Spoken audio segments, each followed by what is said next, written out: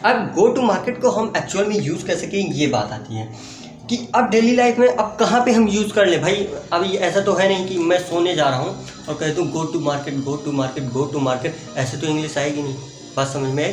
यानी कोई भी चीज़ अगर कहीं भी है तो उसे उल जलूल तरीके से बोलोगे तो इंग्लिश आने वाली नहीं है। कि अगर आप कहते हो कि आप सो रहे हो और सोते हो कि अगर आपने कहीं एक सेंटेंस पढ़ लिया कि ईट फूड, तो आप रटे जा रहे हो eat food eat food eat food eat food eat food, तो इससे तो नहीं आने वाली है। हमें क्या करना है कि अब जब हम इन पे सेंटेंसेस बनाएंगे तो अकॉर्डिंग जितनी बार हम उन्हें लिखेंगे पढ़ेंगे वो हमारे दिमाग में रहेंगे। और यार ये टाइम लेगा, कोई भी चीज़ होती है यार उसमें टाइम लगेगा ही लगेगा। ऐसा नहीं है कि आप बिना टाइम दिए हुए सीख जाओ। क्या हमने कभी अपनी जब हमने ABCD सीखी थी, क्या हमने ABCD जब सीखी थी A to Z तक, क्या हमने इसे एक बार में पूरा लिख दिया था? एक क्वेश्चन यार, क्या हमने ABCD जब अपनी लिखी थी तो ABCD जब हमने लिखना सीखा था तो क्या हमने एक बार में पूरा लिख दिया? जिस दिन हमें बताया गया हमने कैसे कैसे सीखा था। पहले तो हमें जब पेपर दिया गया था तो पेपर पे लिखना भी नहीं आता था। पहले हमें कहा जाता था ऐसे गोला बना दिया जाता था, इस गोले में आप इसे गोदो, केवल आप इस तरीके से इसे करो।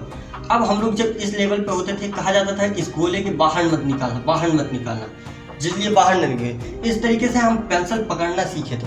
इसके बाद हमने दूसरा स्टेप आया था, हमें सिखाया जा रहा था कि एक ऐसे बनते हैं, पहले एक लाइन ऐसे खींचो, इसके बाद एक लाइन ऐसे खींचो और इसके ऊपर एक टोपी पहना दो।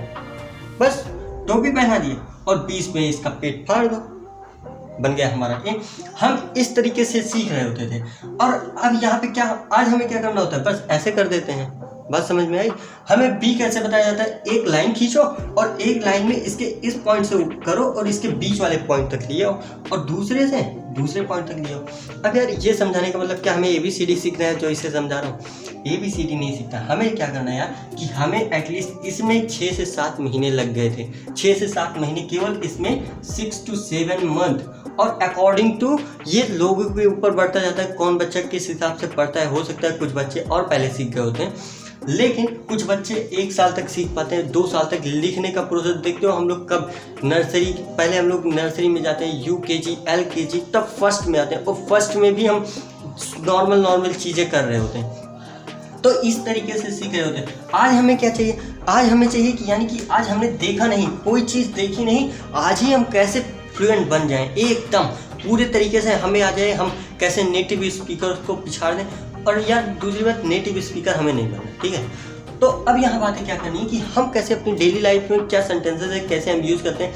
अब यहाँ पे रेदर देन कि हम दूसरी जगह देखने के या दूसरा कुछ करने के, हम अगर अपनी चीज़ों पे काम करें तो वो बहुत ज़्यादा बेनिफिट पहुँचा रहा होगा। कैसे? देखो, जैसे अब हमने क्या किया कि मेरे कहने का मतलब क्या है कि जो हमारी डेली लाइफ में, जैसे कि अब मान लो हम लोग ये तो नहीं यूज़ करते कि हमें आज जो है मान लो कोई पेपर है, आज हमें ये कोर्ट में जमा करना है ये पेपर, आज वहाँ पे दरखास्त होनी है। तो ये सारी चीज़ें हैं जब हम थोड़ी सी और अपने लेवल को, देखो यार एक बेस लेवल होता है। जैसे मैंने बताया था कि ये हम पाइप मारते थे, ये हम लाइन पहले सीखे थे। अब हमें क्या करना है, हम लोग हैं इस लेवल पे, ठीक है, और हमें चाहिए ये वाला लेवल कि हम ये लेवल पे अचानक कैसे पहुँचे। तो हमें पहले ये बेस की जितनी भी गड़बड़ें हैं, जितनी भी गड़बड़ चीज़ें हैं, उन सभी को कवर करना।